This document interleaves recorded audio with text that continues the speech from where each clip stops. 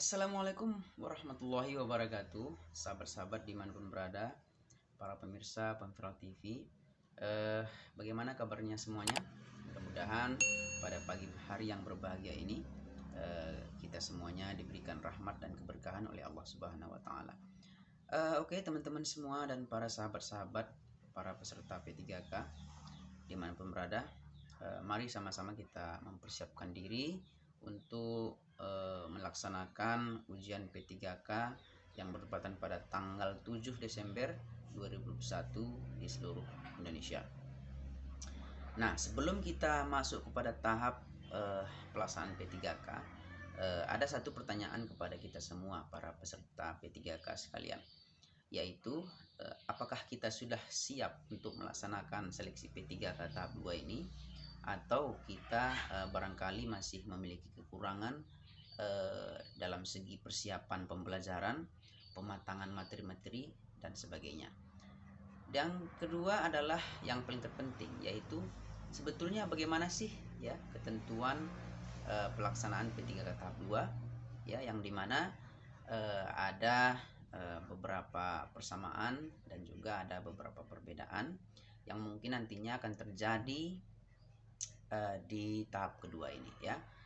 Yaitu misalnya berubahnya lokasi ujian P3K, kemudian peraturan tentang dokumen COVID dan sebagainya ya, yang nanti akan mencoba kita bahas secara bersama. Oke, baiklah teman-teman semuanya, mari kita simak video ini, mudah-mudahan bermanfaat bagi kita semua. Assalamualaikum warahmatullahi wabarakatuh. Ya teman-teman sekalian, baru saja Kemendikbud mengeluarkan peraturan yaitu tentang ketentuan pelaksanaan seleksi kompetensi tahap 2 guru ASN P3K tahun 2021, yaitu surat edaran BKN tentang perihal penyampaian jadwal SKD CPNS seleksi P3K guru, kemudian juga surat edaran Menteri Dalam Negeri tentang pelaksanaan seleksi ASN P3K guru, dan juga surat edaran Kementerian Pendayaan Aparatur Negara dan Reformasi Birokrasi RI, yaitu perihal ketentuan peserta seleksi kompetensi 1 pada pengadaan P3K untuk jabatan fungsional guru tahun 2021. Adapun poin-poin penting yang disampaikan dalam pengumuman tersebut, yaitu yang pertama adalah peserta yang dapat mengikuti seleksi kompetensi tahap 2 beserta lokasi dan waktu pelaksanaan diumumkan pada tanggal 2 Desember 2021 pada laman https://guru-p3k.kemdikbud.go.id atau dapat dilihat pada akun SSCASN masing-masing peserta. Yang kedua adalah peserta yang tidak terdapat keterangan lokasi dan waktu seleksi kompetensi tahap 2 dinyatakan belum dapat mengikuti seleksi kompetensi tahap 2 disebabkan tidak terdapat formasi linier di instansi setempat sesuai dengan kewenangannya. Yang ketiga, peserta diharapkan mencetak kartu peserta ujian yang disediakan sejak tanggal 2 sampai dengan 5 Desember 2021 di akun SSCASN masing-masing peserta. Yang keempat, pelaksanaan seleksi guru P3K wajib dilaksanakan dengan protokol kesehatan secara ketat, yaitu melakukan sekurang-kurangnya rapid test antigen. Kemudian pelaksanaan rapid test antigen akan difasilitasi oleh Dinas Kesehatan setempat menggunakan masker triple, kemudian menjaga jarak dan mencuci tangan dengan sabun hand sanitizer. Yang kelima, panitia pelaksana seleksi guru ASN P3K tingkat daerah wajib berkoordinasi.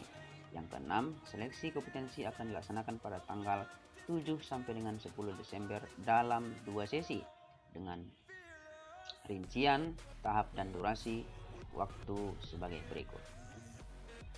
Untuk sesi 1 dimulai pada pukul 7 sampai dengan 10.50, yaitu waktu 7 sampai 7.15, durasi itu 15 menit.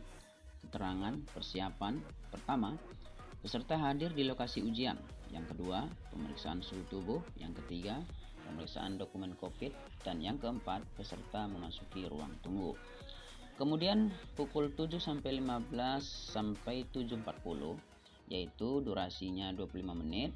Keterangan pertama, registrasi. Yang kedua, pemeriksaan. Ketiga, penjelasan panitia. Dan yang keempat, penitipan tas. Dan dari pukul 7.40 sampai 7.50 itu durasi 10 menit. Yang pertama, body checking. Yang kedua, peserta memasuki ruang ujian. Dan dari pukul 7 sampai 50 hingga pukul 8.00 durasi 10 menit. Yang pertama, penanda tanganan daftar hadir atau absensi peserta. Dan yang kedua, pembagian kartu login. Dan ketiga, pembacaan tata tertib. Kemudian untuk pelaksanaan ujian dari pukul 8 sampai 8.40 durasi 40 menit keterangan manajerial dan sosiokultural. Kemudian dari pukul 8 sampai pukul 8.50 itu durasi 10 menit, itu materi tesnya adalah wawancara. Dan dari pukul 8.50 sampai pukul 10.50 durasi 120 menit itu ujian untuk soal kompetensi teknis. Dan masuk kepada penyemprotan desinfektan. Kemudian masuk kepada sesi yang kedua, yaitu dimulai daripada pukul 13 sampai pukul 16.50. Waktu dari pukul 13.00 sampai 13.15 itu durasi sebanyak 15 menit. Persiapan itu pertama, hadir di lokasi ujian. Yang kedua, pemeriksaan suhu tubuh. Yang ketiga, pemeriksaan dokumen COVID. Yang keempat, peserta memasuki ruang tunggu. Dari pukul 13 sampai 13.40, durasi 25 menit. Yang pertama, registrasi, kemudian pemeriksaan identitas, penjelasan panitia, dan penitipan tas. Dari pukul 13.40 sampai 13.50, itu durasi 10 menit. Yang pertama, body checking ya, atau pemeriksaan tubuh. Kemudian yang kedua, peserta memasuki ruang ujian. Dari pukul 13.50 sampai 14.00, durasi 10 menit. Yang pertama, penandatanganan daftar hadir atau absensi peserta. Yang kedua, pembagian kartu login. Dan yang ketiga, pembacaan tata tertib. Kemudian pelaksanaan ujiannya sama seperti tahap pertama, yaitu dari pukul 14.00 sampai pukul 14.40, durasi 40 menit, yaitu mengerjakan soal manajerial dan sosiokultural. Dari pukul 14.10 sampai 14.50, durasi 10 menit, yaitu mengerjakan soal wawancara. Dan dari pukul 14.50 sampai pukul 16.50, durasi selama 120 menit, itu peserta mengerjakan soal kompetensi teknis. Kemudian masuk kepada penyemprotan desinfektan. Kemudian bagi peserta yang hadir ke lokasi TUK tanpa membawa dokumen asli bukti rapid test dengan hasil non-reaktif atau negatif akan dipindahkan ke sesi susulan. Yang ke-8, bagi peserta yang hadir di lokasi lebih dari pukul 7.15 waktu setempat pada sesi 1 dan pukul 13.15 waktu setempat pada sesi 2 tidak dapat mengikuti ujian seleksi kompetensi tahap 2. Jadi teman-teman harus tepat waktu gitu ya. Yang ke-9, bagi peserta yang tidak hadir ke lokasi TUK pada sesi yang ditentukan karena alasan kesehatan, misalnya rapid test reaktif, positif COVID, sakit atau melahirkan, atau karena alasan kasus khusus, keadaan kahar, kondisi geografis, transportasi, bencana alam, dan lainnya, wajib menyampaikan laporan tertulis kepada penanggung jawab lokasi TUK dengan menyertakan alasan dan bukti. Selanjutnya, pengawas utama dan atau penanggung jawab lokasi memberikan rekomendasi untuk menentukan apakah peserta dapat mengikuti sesi susulan. Proktor utama memasukkan data peserta yang melapor tersebut ke laman chat UNBK beserta dokumen pendukung dan rekomendasinya. Dan yang ke-10, sesi susulan akan dilaksanakan pada hari Minggu tanggal 12 Desember 2021. Kemudian pengumuman jadwal dan TUK sesi susulan dapat dilihat melalui laman guru-p3k.kemdikbud.go.id 1 hari sebelum pelaksanaan Sabtu tanggal 11 Desember tahun 2021. 11. Peserta yang mengikuti sesi susulan tersebut wajib mengikuti prosedur yang sama dengan sesi reguler. Yang ke-12, peserta yang tidak dapat hadir pada sesi susulan, baik karena masih dalam kondisi terpapar COVID atau alasan lain, dinyatakan tidak mengikuti seleksi tahap 2. Peserta agar selalu memantau perkembangan informasi pada laman guru-p3k.kemdikbud.go.id.